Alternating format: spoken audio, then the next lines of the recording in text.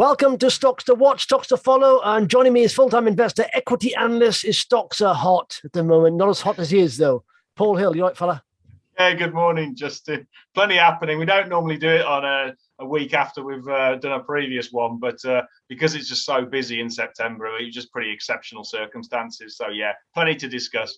Yeah, it is, isn't it? Lots of results out, which is good, I often think, because, apart from some of your stocks, which are going gangbusters. Hey, some of them are, some of them not. Some of them, your portfolio has always got a few areas of concern. So we'll go through those as well. Yeah. And it's been a tricky, I found, seasonality-wise, and also we've had, macro concerns, but also the big bounce we've had since the pandemic. It's been really hard for some of my stocks. They've been grinding sideways or lower. And so results always create a bit of liquidity, a bit of volume, a bit of interest, and I quite like that. And I think heading towards the last quarter, I'm quite optimistic on some of my companies. But start off, what are you looking at this week, Paul? What have you been doing? Well, let's start off with one of the companies that I've talked about before, Trellus Health. They came out with an update yesterday in terms of they're making real progress with regards to their commercialization of their chronic health management systems, sort of diseases like Crohn's and colitis. I mean, I suffer from Crohn's, so I know exactly how good this system is and what it can be used for. But essentially what you've got is about 3 million patients in the US who suffer from this type of inflammatory bowel disease, about 70,000 which are diagnosed every single year. So we're talking major numbers, and there's no cure. There's only basically a few drugs that can help the actual symptoms. And essentially what they do is a holistic approach, both on the medical side, because it was, if you remember or you recall, it's a spin out from EKF and Mount Sinai. And the IPO'd in May, raising about, I can't remember how much money, about £40 million, I think it was. And they're run by a couple of fantastic, ladies, Monique Fayad and Marla Dubinsky. Anyway, what they've done is they've made huge progress over the last few months since the IPO, in line with what they actually said, and they've just basically signed yesterday their first sort of major third-party contract. They had a sort of like demonstration contract with Mount Sinai to use their employees as essentially to benefit from the actual system, but now they've got a small sort of New York-based healthcare provider called, I'm just trying to remember what it was, Connected Medicine, I think it is, Medicine Health or Health Medicine, something like that. But the idea is basically to make sure all the moving parts work correctly, it's well oiled, and to deliver that particular service. And what's really, really interesting about it is that actually it looks as though it's a bit of a white label. So they'll provide, effectively, Trellus will provide all the expertise, that's all the IP and the actual telemedicine platform. But they haven't got to recruit all the frontline care staff, which will actually be done by this third party and the actual delivery. So that means for investors, it's perfectly scalable. And once you've actually road tested the system and really sort of kicked the tires on and fine tuned it, which is what they'll be doing over the next few months, then when they start rolling it out to major healthcare providers across the space, whether it's insurers, whether it's hospital groups, whatever, anyway, corporates, then that same model can be lifted and shifted, which means that they can move at speed and high margin. And then the question comes to, how big can this get to? Well, I mean, even if you just assume they get only 1% of the US inflammatory bowel disease market, that's about 30,000 patients, on an ongoing treatment basis. If they only get 1%. Then they'll probably make sort of roughly round about, I think it was about 300, calculated as ballpark, hypothetical, about $300 million run rate. And if you run those numbers, then you get to a share price of roughly round about sort of £1.90 compared to the actual shares that tick down to about 65p. So I think what we can say, with sort of confidence, they're basically they're delivering on their actual plan. It's like probably slightly ahead of plan. They're commercializing their actual, effectively patent pending expertise in chronic disease management, and they're actually, the idea is to become cash flow positive in about 2 years' time. So effectively, it's doing really, really well. So I think there's a lot of confidence that investors can do just from that. Even though it was a small deal, it doesn't going to move the dial in terms of revenues, but in actual substance, it's a major milestone for me anyway, in terms of getting that business model moving. And I know super smart Christopher Mills owns a chunk of it, and he likes it. So it's one of those things. I'm sure he'll be happy. And I think actually you're touching base with the the CEO and basically Monique and Marla next week for their interim. So I'll be interested to hear what you think. Yeah, do you know what's quite encouraging? There's quite a lot of med tech companies spinning out into the UK market at the moment, and yes. They all seem very good. I don't know why does that happen. In fact, I interviewed Spectral MD is worth looking at. Right, they use this product called Deep View. It's a wound imaging solution, and I interviewed them in the week. AI technology. They've been given FDA breakthrough designation for their burn indication. They've received $93 million already from the US. It's a special department of the US that want to accelerate this, but they can tell whether a burn can be treated properly within a day compared to like sort of 20 to 30 days of when the normal system is now.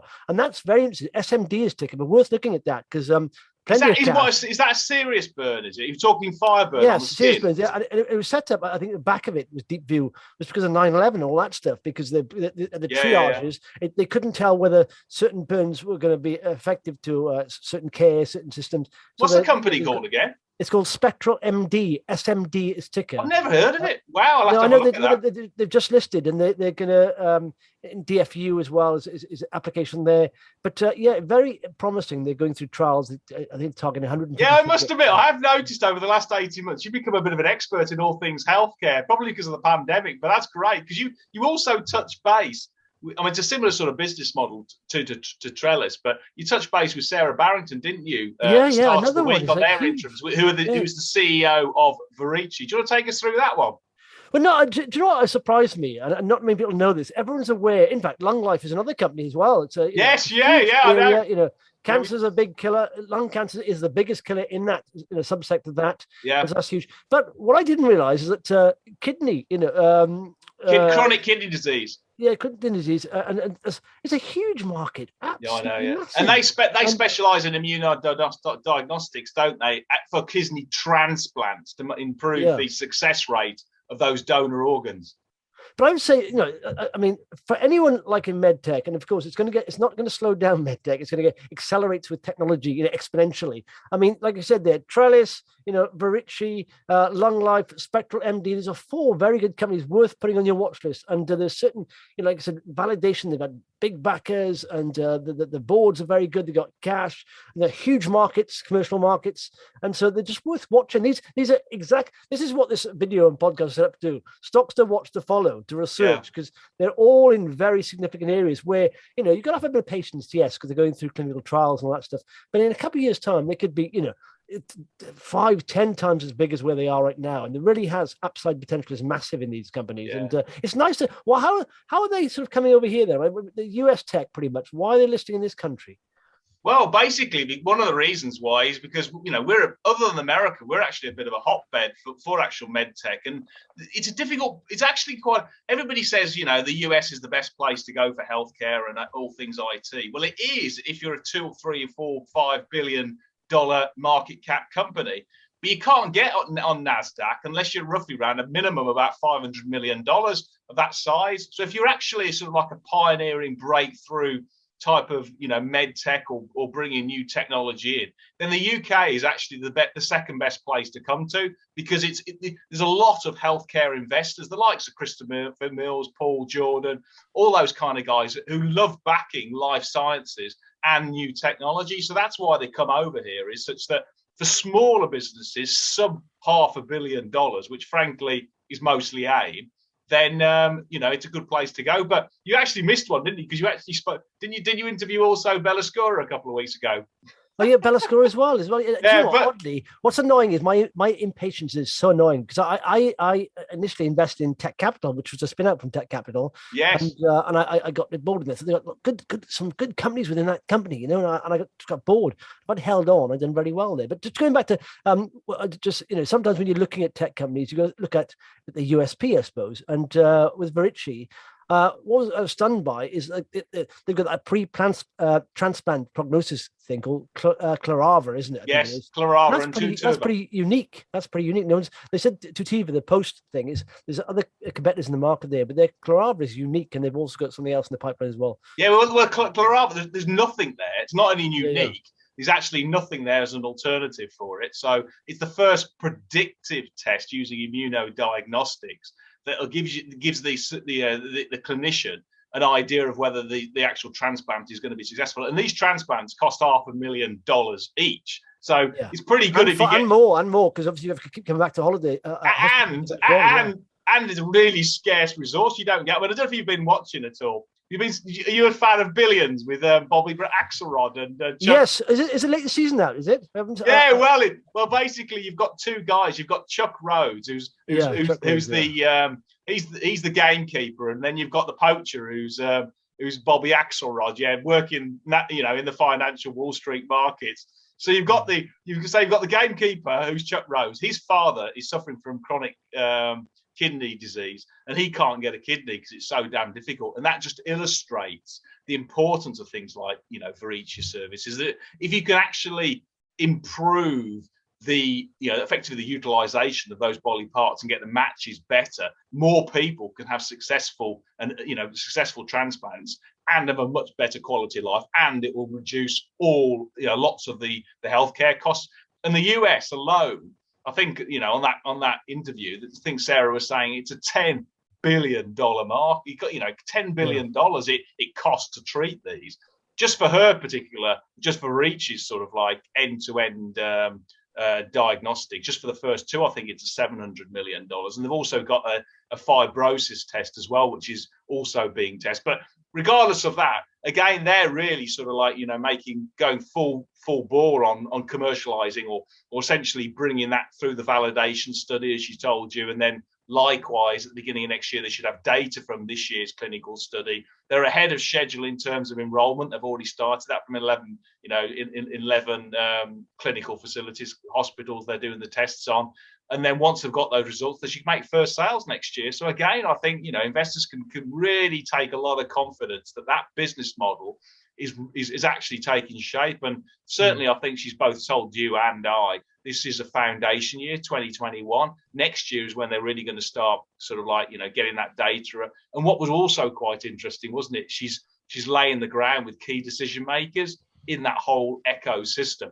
And so consequently, when the good data comes through at the start of next year, then they'll have already been educated and ready to push the button on, on whether they're going to use it for research or immediately on emergency usage in terms of, sort of actually putting it into practice. But the science, even where they do have existing tests, is so much more accurate than what's already there. So well, I didn't know this, but I just looked up another figures here. 5 to 10 million people die annually from kidney disease. Now, this is compared to 1.8 who die from lung cancer. So the size that's massive.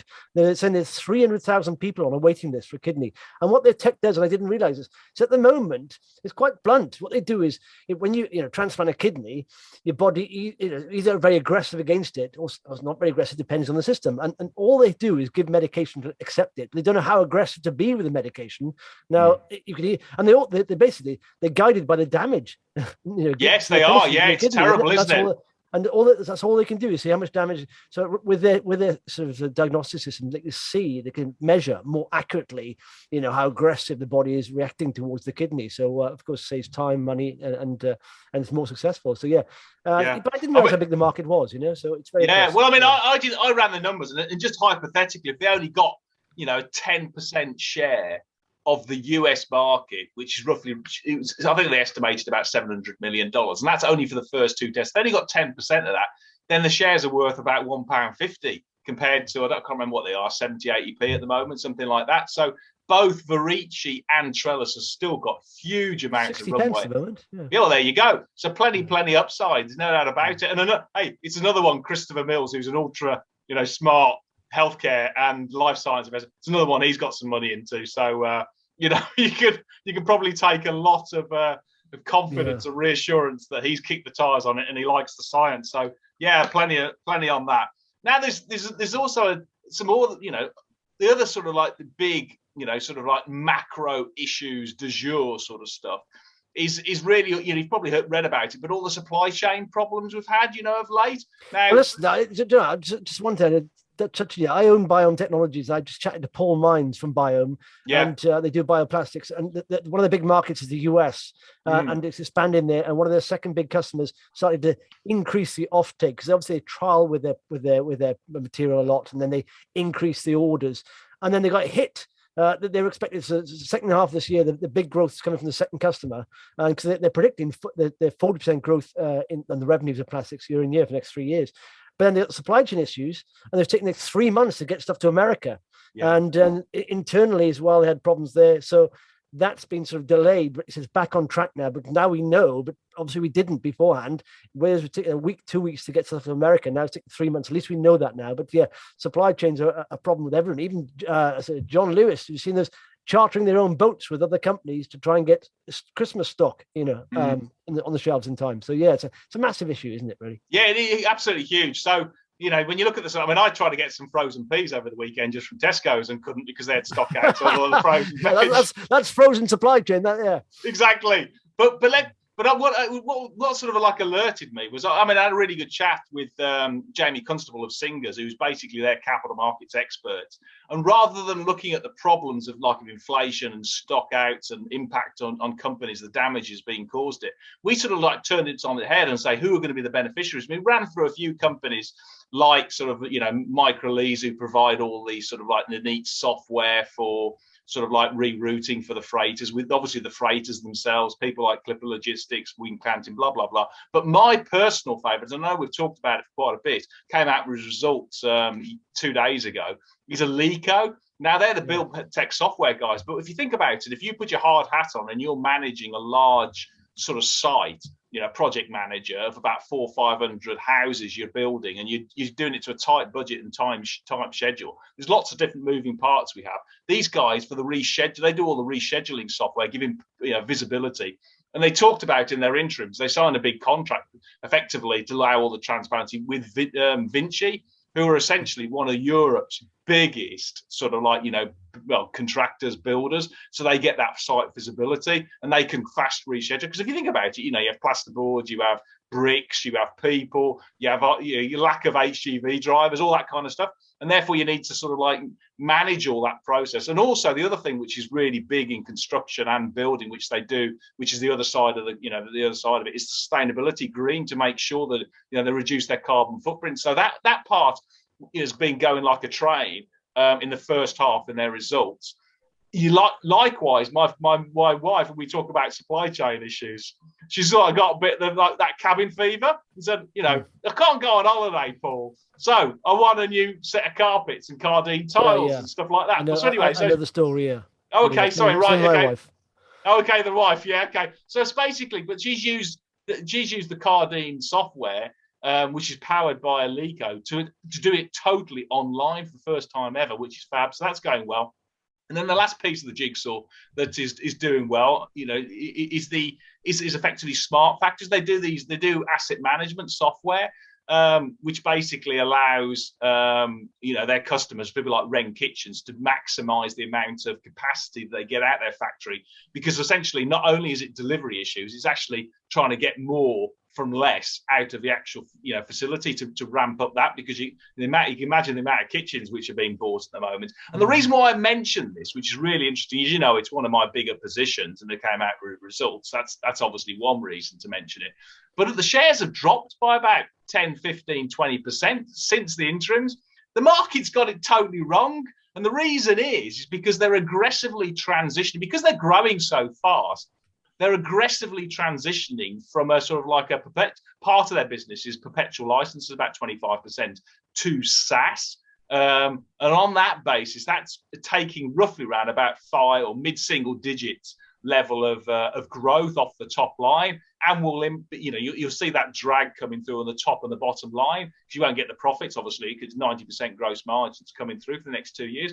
The market has just read it, and it's just taking it very simplistically, looking at headline results. It hasn't looked at the relevant different moving parts. If you look at it on a like for like, and they kept the same level of perpetual licenses, then this business would be going at 10, 15% per annum. It did 13% in the first half, and effectively 9% above its record in 2009 as well. And so when you look at it through that lens, the business is really motoring, and the market's got it wrong. So the shares went down, and I just thought, wow, this is a buying opportunity. I mean, I haven't bought anymore simply because, as I know, I've got a big full position. But I would say that's definitely a stock to watch. If some of the idiots keep selling it at this level because they're not really understanding the relevant, that the engine under the bonnet, even though the bonnet may have not progressed as much, the engine underneath it is absolutely racing along, and that's what the management team have done. So that looks like a pricing anomaly to me. I can't. Sometimes with people, they just they see a bit of liquidity at the results, and just they I've done quite well, or they're a bit bearish generally, and they'll say, I'll take some profit there, and maybe sometimes that happens, Yeah, well, I just don't think people have understood the story to a certain extent, because, as I say, the key thing to take away from it is that the drivers, the engines behind this, the tailwinds are enormous. Digitization, sustainability, the supply chain that we talked about, are helping companies like basically Cardine sell online. I mean, that ain't going away any. And then likewise getting more. So they're really benefiting from all these huge tailwinds, and they've got great best-in-class products. They're knocking the ball out of the park, sort of like double-digit, like for like growth. But because they're transitioning to this SaaS, more recurring model, then it's just taking the top line down. But essentially, who cares about the top line in terms of, if you're not looking at it for like? Because if you look at it like for like, they'll still be going double digit. If they'd reported like for like, they'd have actually, they are effectively accounting wise like for like. But if they looked at the actual business before to the business where it is going forward, then the shares would have gone up, just because it was a way of presentation on the accounting. But anyway, such is life. That's my sort of take. But I see, even just looking at financial highlights, looks decent to me. I mean, it's going look at the amount of cash they've got. So it's one. I would say it's one to watch. If this ever goes down, if this is weakness, there'll be big buyers coming in for it, because it's such a class stock with in terms of the products and stuff. And another one which sort of like there was a big news sort of like article which didn't get much airtime last week, but you probably saw it, was the government has decided to withdraw its sort of like emergency creditor protection for companies. For the law, when it did for COVID, they basically said you couldn't be made, you couldn't stop the companies going insolvent. And so this insolvency law has changed. The government's ended it. It started in June last year, and is ending on the 30th of September. And that should be a huge boost for all the insolvency industry. And the reason why I picked this up was actually my eldest daughter works for one of the big accountancy firms. She's been there for about sort of 6-7 months, etc. And it's been quite quiet at the start of the year. It started picking up in July. It then got much busier in August, where everybody's supposed to be on holiday. It wasn't there, that's for sure. And September, it's been going gangbuster. And the company that I really like, and I've talked about it before, is the go-to provider for insolvency litigation funding. It's a company called Manolete. That's ticker MANO. And the reason why I like it, because this third-party funding model with the in-house expertise, they've got over 50% market share of that.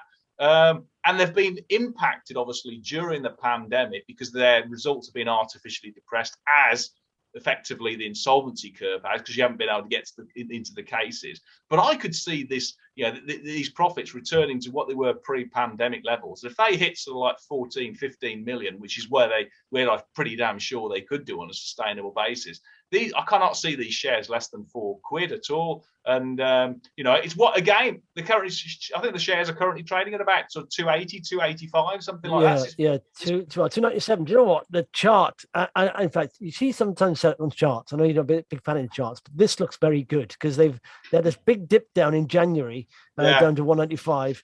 And then they had a big shoot up, but it came back a bit. But it sort of retested that level, but didn't go as low. And now it's starting to bow round and starting to come up. And literally, the share price is now above all the moving averages. We're now curving back up. So they're showing the price. People are paying, higher levels to the price, basically. It's strong momentum there. So, yes. And what the other thing to take away? I used to hold those, but I was scared out of it by someone. I think, I don't know, and I don't know why, but because I saw the growth there and I thought, and I did think, pandemic, there's going to be a lot of insolvencies. Then I got scared out by something. I don't know what it was, some kind of counting I didn't understand. And yeah, whatever. Anyway, but the USP for Manolete, is because they've got that critical in-house expertise that they've got this historical data about all the cases, then they can price the risk when they buy these cases from the insolvency practitioners and then do the processing and the court cases and the litigation in-house. When they do that on that basis, then they can assess the actual risk, so they can put the money in to buy the cases at a much better risk-adjusted value than anybody else because they have the best information. It's a bit like the insurance industry, but this is a much more technical, and you've got to have all the contacts and understand the actual cases and stuff like that. So when it comes to building up sort of like barriers to entry and critical mass and economies of scale, I mean, they've got that all the way through. So I think they'll do really well. And the other thing to realize is that you've got this big backlog of insolvencies that need to be shifted because you've depressed that whole particular curve. And there'll be lots of low hanging fruit from that.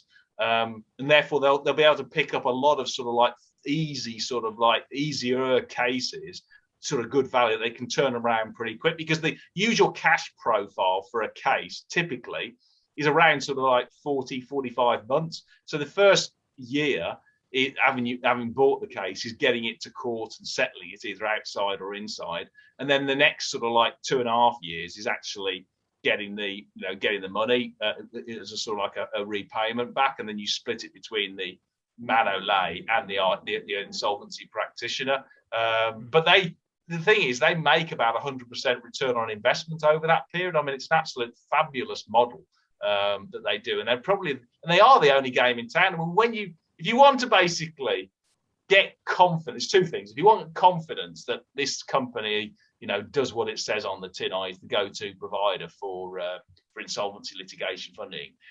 First of all, look at the industry who they rank, and they rank Manolete as the only company in the top band. And that's ranked by the judges. That's the chambers, all the people down in London at Temple. So there's like, well, they've got a lot of backing there, and they reckon that Manolete is the number one player.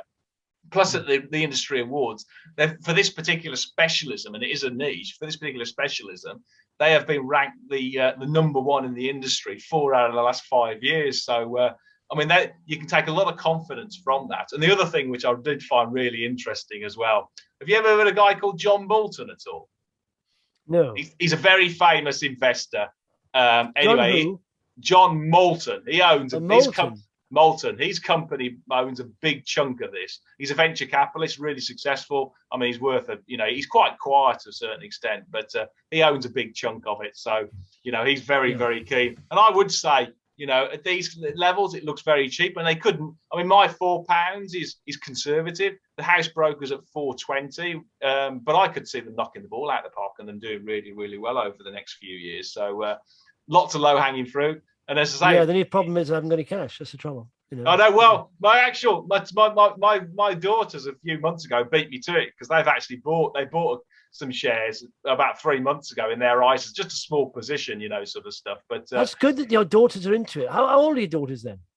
24, 25, something like that. That's good. They've just they started work straight out of school. They didn't go to university. They went straight into accountancy, began training on the accountancy board, and now they've both qualified and have moved out. So one's moved to a professional services firm, and another one has stayed within the company that they did, but has moved into corporate recovery. And and she picked it up. She said, "Flipping hell, my workload is going through the roof.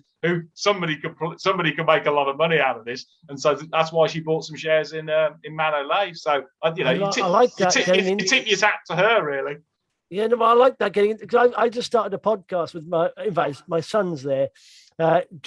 And I use an app called Free Trade because it don't charge you for trading American stocks. And most of the brands they know are American. So I just said, pick 5 stocks each, and they're only 8 and 11. But I said, 20 quid I'll give you for 5 stocks, 100 quid. But they're interested in it. It's starting to get a little bit of interest in it, So I like that because just start the interest off, and then every month we'll do an update, So yeah. What do they do? Just roughly what's with the FANG stocks? It was something like pretty much, yes. So they give. I said, right, pick 5 stocks that give me a reason for it, and so they're picking stuff like Amazon because everyone's buying off Amazon. That's true. Apple. Apple, exactly, all the big stuff. Twitter, and, Facebook. Snapchat is one of them. And my other son said McDonald's because we just had McDonald's today, and that's very popular. And most Americans are quite fat, and things like that. So it's don't say that publicly because you're going to get a lot of abuse. So it's just me. But I just want to get into and I show them the app sort of every other day kind of thing. See how they're doing. Yeah. But we'll record updates. But I think starting off early because I think I'd love to be able to, someone to educate me at a younger age on just investing because it's nothing out there, pretty much. So yeah. The advantage when you start early is you make mistakes early when they're cheaper, and you learn the emotions of it. Yeah, exactly. Which is actually the hardest part. Well, I said if I'd started, say, 10 years, 20 years earlier, but didn't have any money anyway, but I could see I'm doing a lot better now because I've even learned so much in the last year talking to you, Paul. It's phenomenal. But no, it's true though, isn't it? You learn every day investing. You learn every day investing, and that's what I like about it. It's always fascinating. You read about different industries, you learn things all the time. So yeah, it's good. So another stock, healthcare. Actually, I mean, I did talk about it last week, but I'll just give you an update. Is Amyrt Pharma. Now, I told you about I bought a sort of like a decent half position in it because I liked it, etc. with their drugs. But anyway, top level, just a short update. But they had on Monday their capital markets day. They spent about 2 hours. I was having a look at it online, etc. And the key sort of takeaways which came away from that was that actually it looks as though demand for their new oleo gel, which is hopefully going to get phase 3. So it's not phase 3. It's going to get approval from the FDA, having done phase 3 trials on the 30th of November. The actually says the demand looks really, really strong. So that should go great.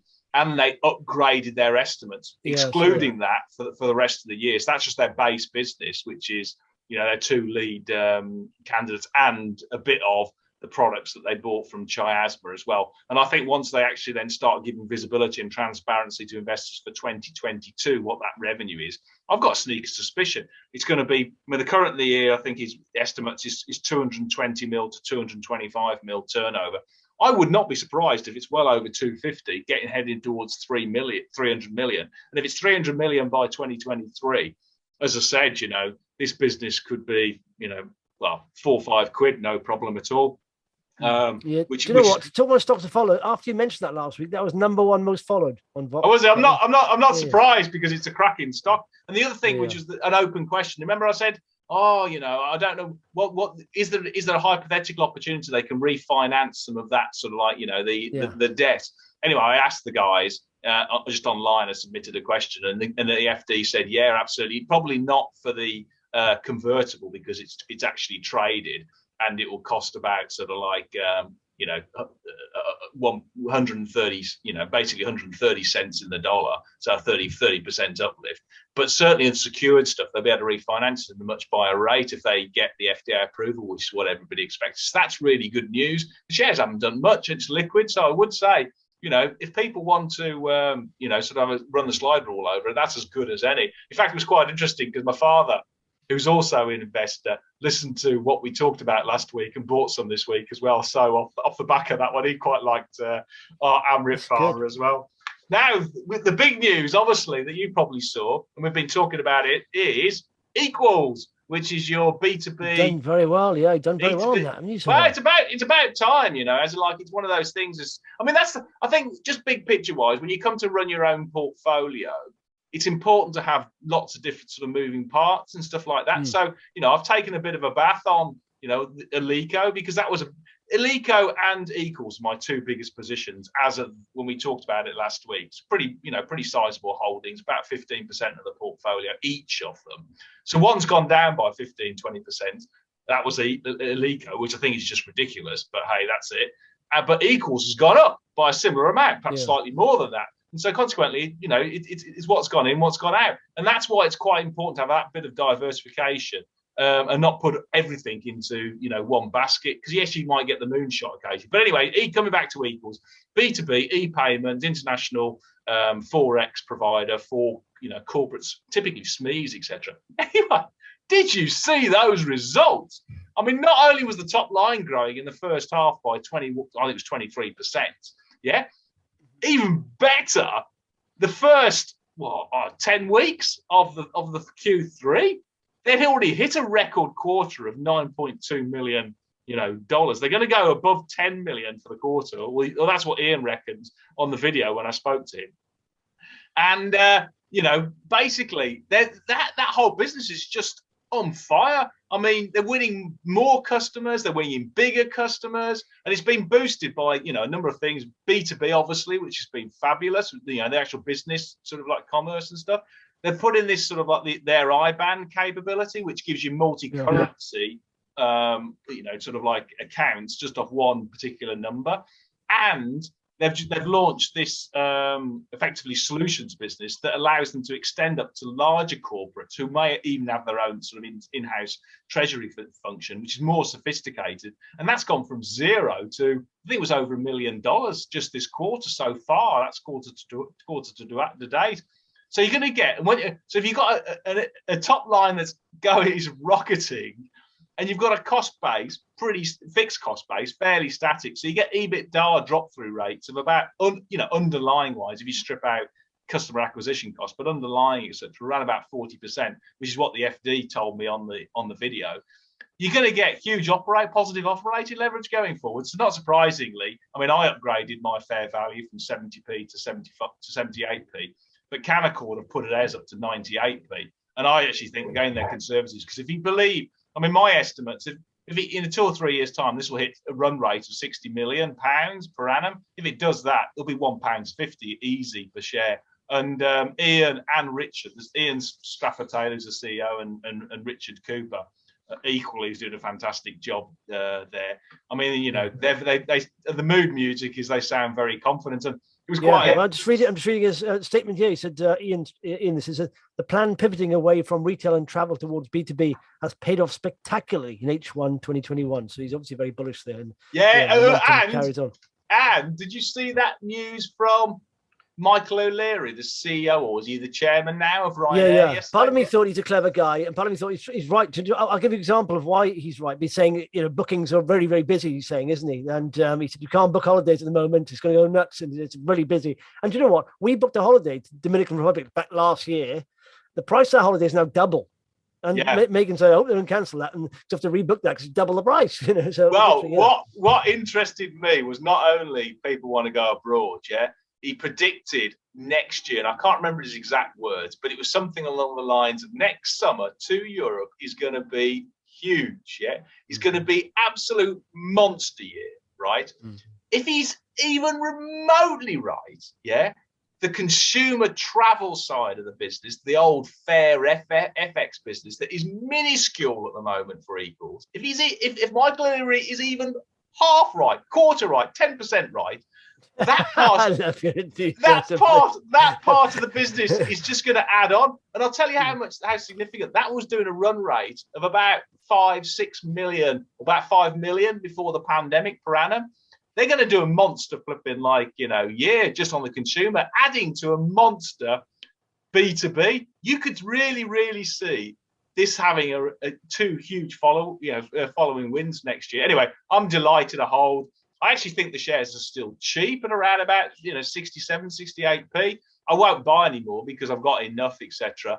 But I wouldn't be surprised if people sort of like buy at this level? Because I could easily see this going to 150. I really that was can't. A good call, Paul. Good call, Paul. That's what you call it. Good call, Paul. It's one of those things that I know.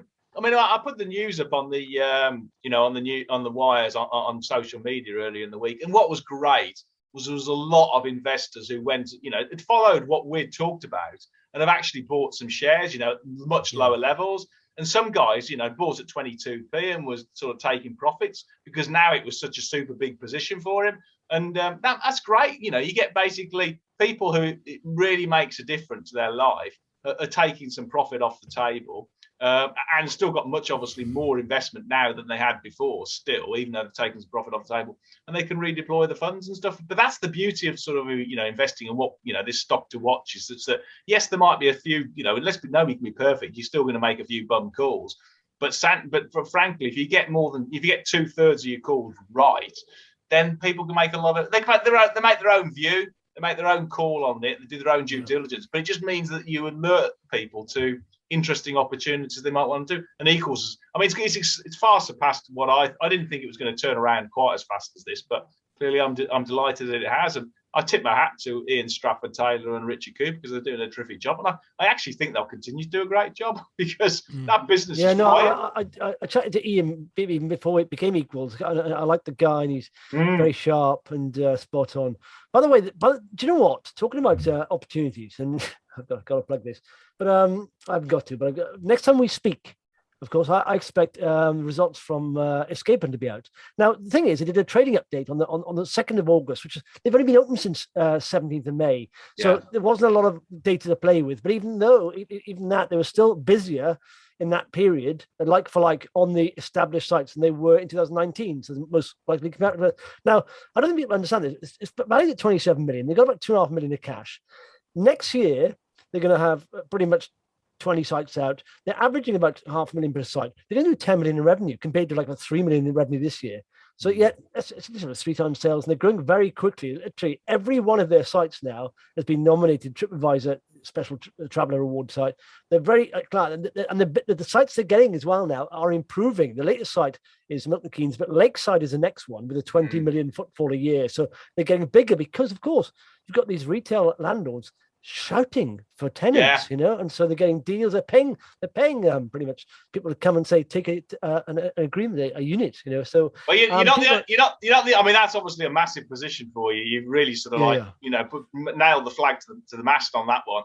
But but you're not the only one, because I mean, I spoke to Richard Penny of Crux AM, and I suggest investors have a look at that video because it was fabulous in terms of, of number of stocks and opportunities there. But they talked about Escapement, and they also talked about Truth in it because he likes both of them. Oh, results out in those as well. Truth in and Escapement should be. Yeah, he likes both of those. So you're in good company. You're not. I mean, you may sound a bit crazy like me occasionally, but actually you're in good company. If you're investing, they both got what you both like. They've got very good growth. I mean, you're talking sort of way above 20%, 20, 30%, 40%, and they're both reasonably valued now. I mean, like Escapement's probably three times next to sales. Truth in again 2-3. So they're not overvalued. They're growing very quickly. They're in hot areas. So I like them both.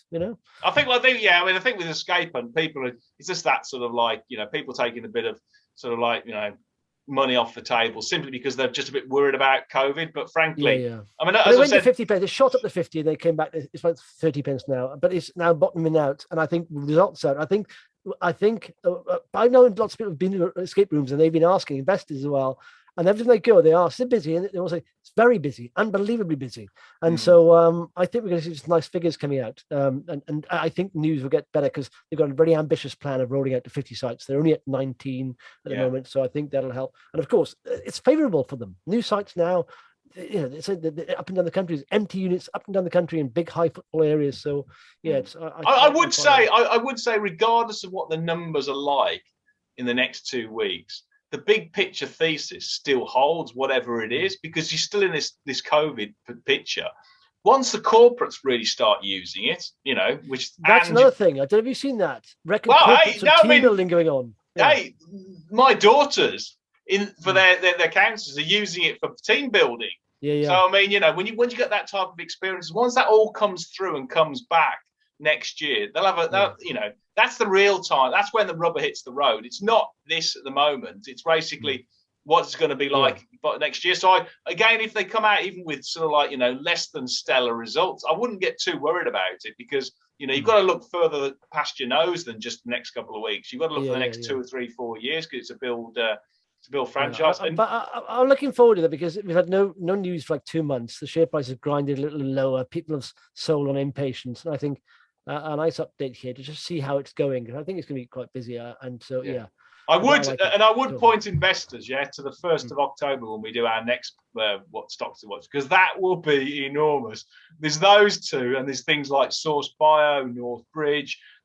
That week is Valerian FDA on the 5th of October. That is just absolutely manic that week. So all of the next 2 weeks. So we'll cover it in more detail. But I mean, I think it's a bit quieter next week, but flipping hell, the week after is just enormous. So it's definitely worth putting in your diaries, guys. Yeah, marvelous stuff. And if you listen on the podcast, don't forget this is on video as well. And you've got to watch the video to see Paul's smiley face. He's got a lovely smile, and it just brightens up your day. So thanks very much, everyone. Keep them peeled. Cheers, Paul. Cheers.